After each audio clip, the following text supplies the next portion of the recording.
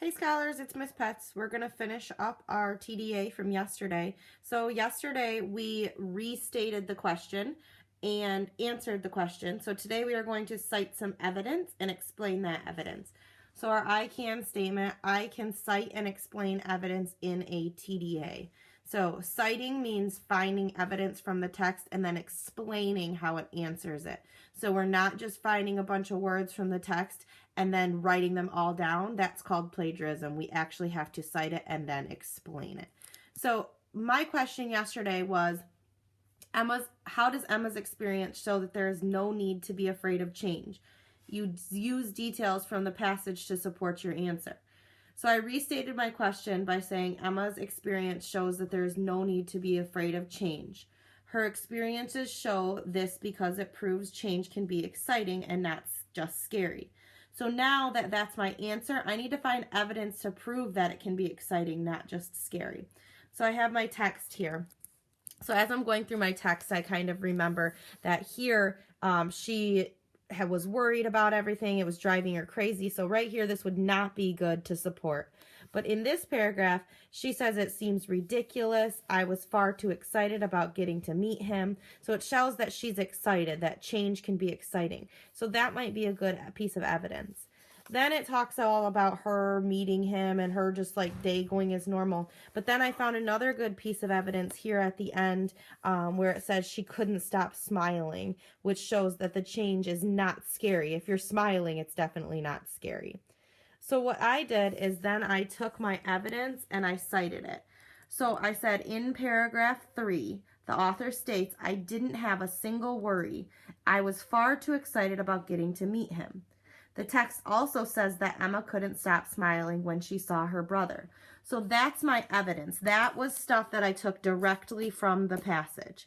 So now that I've taken it directly from the passage, I have to explain how does that answer my question. I can't just leave it there because now I just gave some evidence, but I didn't prove. I didn't follow the race strategy. I did the R, the A, and the C, but I have to finish it up with the E by explaining it.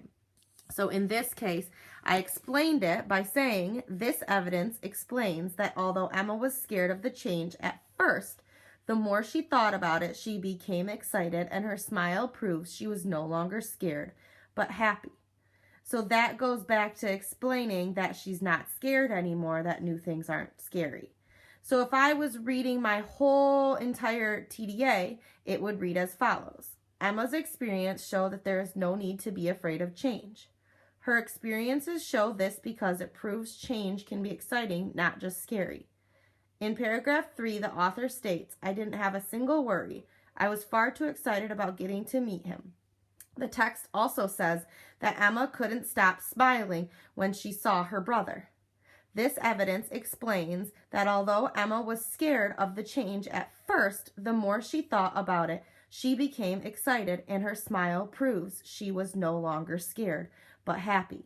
And then to wrap it up, I need to make sure I have a conclusion, which I just go back to my restatement and I add it at the end. So what I can do is I can just go back and I can say at the end, my conclusion statement, I can say, this is how Emma's experience shows that there is no need to be afraid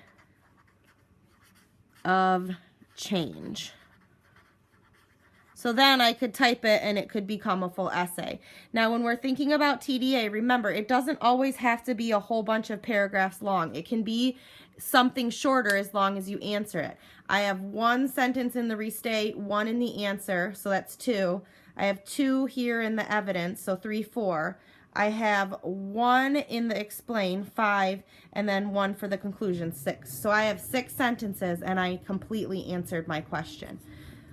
Just remember, when you're writing a TDA, you have to answer your question. Make sure that you're answering the question. You don't just need to write all the stuff that the text says. If I wanted to know everything that the text or the passage said, I would just read it. You're answering the question. So today what I want you to do, you did the R and the A for the aspiring star yesterday about how Troy proves that, you know, you can meet your goal and not give up. So today you're going to cite some evidence and explain that evidence. So cite evidence of how he didn't give up, and then explain how does that prove he doesn't give up, and then give yourself a conclusion. And you should have a 6 to 7 sentence TDA all ready to go. Remember, TDA doesn't have to be anything crazy, but we have to cite and explain our evidence. We have to restate our question, answer it, cite it, explain it, and then draw a conclusion at the end. I can't wait to see your TDAs completed. Talk to you later. Bye, guys.